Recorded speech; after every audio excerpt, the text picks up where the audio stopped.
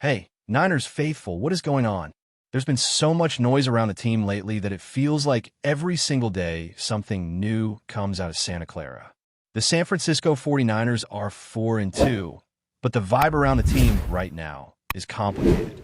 You've got injuries piling up, trade rumors flying, Kyle Shanahan getting a little more real than usual in press conferences, and the fan base split down the middle about what to make of all this. So today we're diving deep into what's really going on, who's stepping up, who's struggling, and why the season still feels like it could swing in either direction. Let's start with that hot topic, Jauan Jennings. The talk of him being traded has been spreading like wildfire across social media. But honestly, it's mostly speculation. People love to play fantasy general manager. You know how it goes.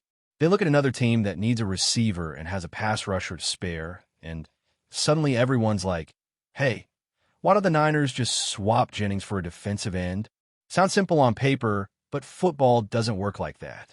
Jennings isn't just a number on the roster. He's a gritty, tough receiver who's been fighting through injuries, and that locker room respects the grind he brings. Trading him mid-season, especially when the offense is still trying to find its rhythm, doesn't make much sense. Now, I get the argument. His contract's up at the end of the year, and maybe the team doesn't plan to re-sign him. So yeah, you could say it's better to get something now instead of losing him for nothing later. But this isn't a rebuilding year.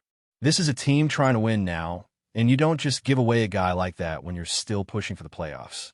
Even if his numbers don't pop off the screen, Jennings brings energy, physicality, and that fearless attitude across the middle. Those third and long catches where he takes a hit and bounces right back up, that stuff matters. Now, let's talk about the depth around him, because that's part of the story too. George Kittle is finally back at practice. He's been limited, sure, but you can feel the difference just having him on the field. The energy changes. He's one of those guys who lifts everyone around him, and the offense just runs smoother when he's in there.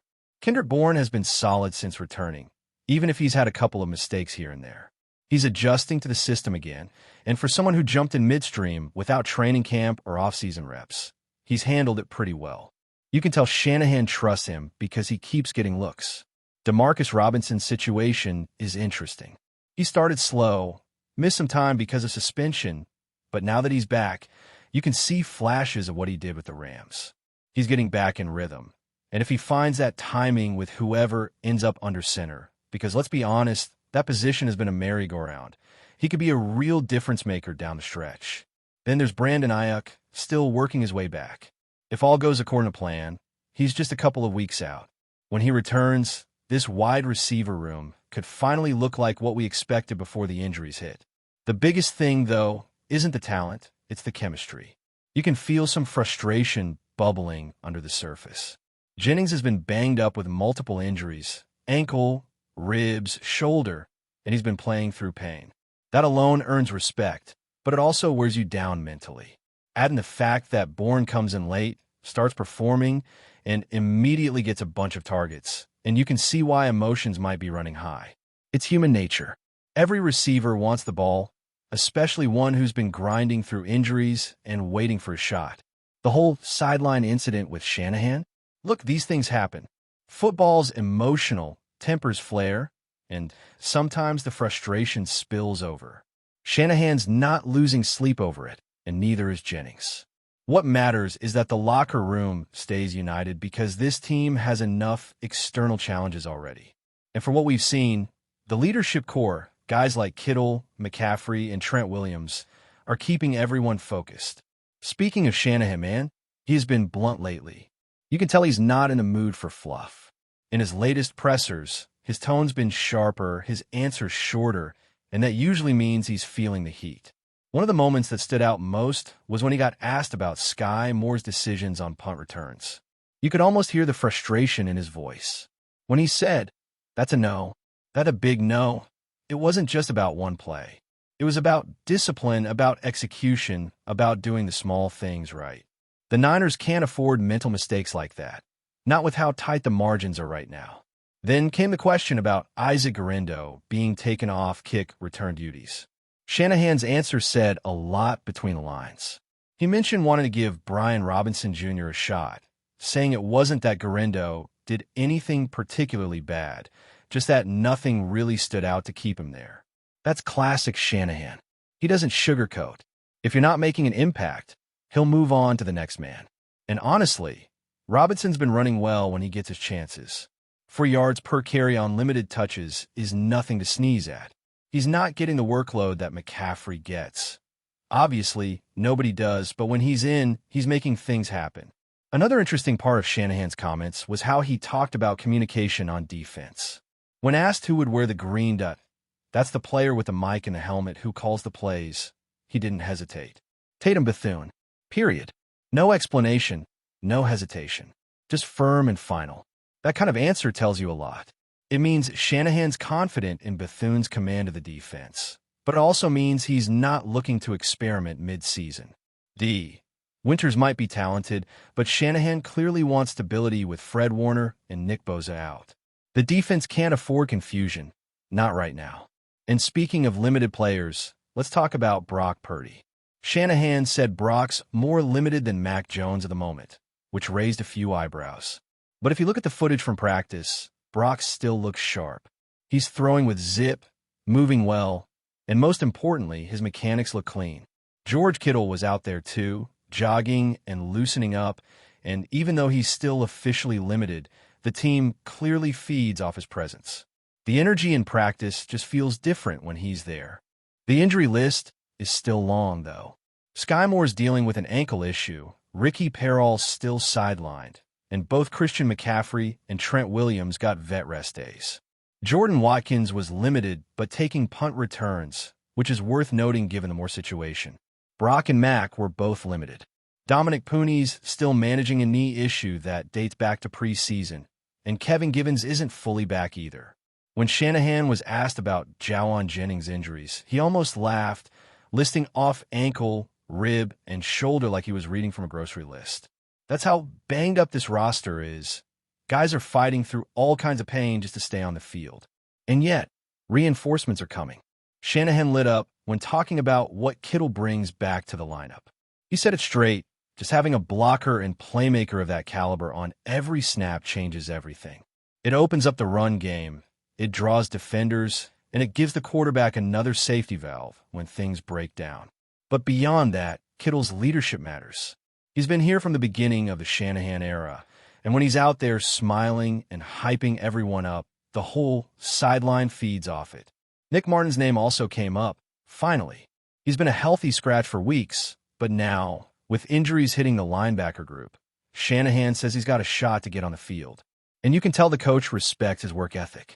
He called him one of those guys who grinds every day, stays ready, and doesn't complain. It sounds like Martin's going to get his chance soon, depending on how practice goes. That brings us back to Tatum Bethune. Shanahan's praise for him after the Tampa Bay game was surprisingly emotional. He admitted that when he first watched the film, he felt frustrated. The game had been tough without Fred Warner, and things looked sloppy. But when he rewatched it, he said it actually inspired him. That's a big word coming from Shanahan. He said Bethune made mistakes, sure, but the effort, the energy, the toughness, that stuff stood out. For a young guy stepping into such a massive role, that's the kind of feedback you want to hear. Then there's Kendrick Bourne. Shanahan was clear about him too. He's grateful to have him back, even though it hasn't been perfect. For someone who joined late and had to learn a tweaked version of the offense, he's done a solid job. Yeah, there have been some route mix-ups and communication issues, but overall, he's been productive, and the coaching staff appreciates that. You can see why. He brings veteran energy to a unit that's been shuffling pieces nonstop. Now, with just a few days before facing the Atlanta Falcons, the Niners have no choice but to regroup fast. Atlanta is coming off a big win against the Buffalo Bills, and they're going to be flying high, even with one fewer rest day. The 49ers, though, are fighting through adversity. No Fred Warner, no Nick Bosa, half the offense banged up, and still, expectations remain sky high. They'll need Tatum Bethune to anchor that defense. They'll need the secondary to tighten up, and they'll need the offense to find that rhythm again. As the week moves along and the 49ers prepare for the Falcons, the atmosphere around the team feels like a mix of cautious optimism and quiet tension. You can sense it in every interview, every warm-up clip, every sideline glance. This group knows the stakes. A few missteps here could change the entire trajectory of the season, but at the same time, there's still a deep belief in the locker room that they can weather this storm. That's what makes this moment fascinating. We're watching a talented but battered team figure out how to stay a contender when nothing is coming easy. Brock Purdy remains the center of attention, not just because he's the quarterback, but because his health dictates the rhythm of the whole offense. Every throw at practice is scrutinized, every bit of body language analyzed. He's been limited, yes, but when you see him out there, there's no hesitation in his motion. The zip is back, the confidence looks intact, and even though Shanahan insists he's more limited than Mac, the film doesn't show a player who's holding back. What you see is a young quarterback determined to play through discomfort and keep the offense functional. And that's the kind of leadership that resonates through the locker room. Speaking of leadership, you can't talk about the heartbeat of this team without mentioning George Kittle. Having him back changes everything. Even when he's not fully healthy, his presence alone electrifies practice. You can literally see the energy spike when he jogs onto the field. Shanahan said it perfectly. Just having him on every snap makes the offense more complete. Defenses have to account for him, which opens things up for the wide receivers and gives McCaffrey more breathing room in the run game. Kittle's also that guy who keeps things light, the one who cracks a joke in the huddle or smacks someone on the helmet after a big block. When the team's under pressure, that kind of personality becomes gold.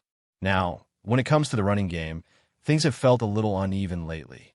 Christian McCaffrey continues to be the workhorse, but the depth behind him has been in flux.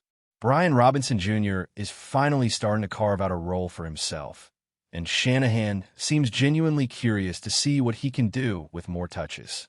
He might not be as dynamic as McCaffrey, but he's strong, decisive, and not afraid to run between the tackles.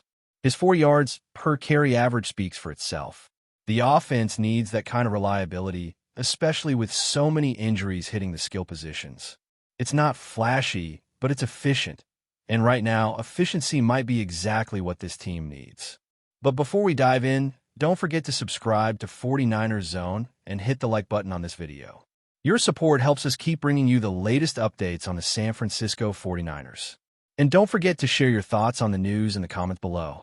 In a move that has sent shockwaves through the NFL, rumors are swirling that Jaire Alexander, the dynamic cornerback known for his lockdown coverage and game-changing instincts, has agreed to terms with the San Francisco 49ers. While neither team has officially confirmed the deal, sources close to the situation suggest that the signing could instantly elevate the 49ers' defense into elite territory, sparking excitement among fans and analysts alike. Alexander, who has spent much of his career with the Green Bay Packers, has long been regarded as one of the most versatile and physically gifted corners in the league. His ability to read quarterbacks, disrupt routes, and make clutch interceptions has made him a perennial Pro Bowl candidate and a nightmare for opposing wide receivers. Now, whispers around the league indicate that the 49ers, always aggressive in the secondary, may have finally landed the missing piece to create a defense capable of dominating the NFC West and making a deep playoff push. Insiders suggest that Alexander's arrival could have immediate ripple effects across the roster.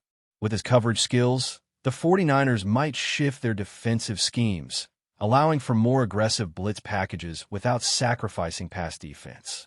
Teammates and coaches are reportedly thrilled about the possibility of pairing Alexander with their already formidable defensive line, which could turn San Francisco into one of the most feared defenses in the NFL. The timing of this rumored signing is particularly tantalizing, coming just as the league is entering a free agent frenzy. Speculation is rife that the 49ers front office moved swiftly to outmaneuver rival teams, knowing that Alexander's talent would not remain available for long. Fans have taken to social media, buzzing about highlight reels and hypothetical matchups that could now play out with Alexander patrolling the secondary. While official confirmation is still pending, the mere prospect of Jaire Alexander in a 49ers uniform has injected a surge of optimism into a franchise that has consistently sought to blend elite defense with strategic offensive firepower. If true, this move could mark a turning point, signaling the 49ers' intent to not just compete, but dominate in the coming season. For now, All eyes remain on San Francisco, as the league waits to see if the rumors will solidify into one of the biggest defensive coups in recent NFL history. That's it for this update. If you enjoyed the video and want to keep receiving exclusive news about the San Francisco 49ers, make sure to subscribe to 49ers Zone and give this video a like. We always look forward to hearing your comments and opinions.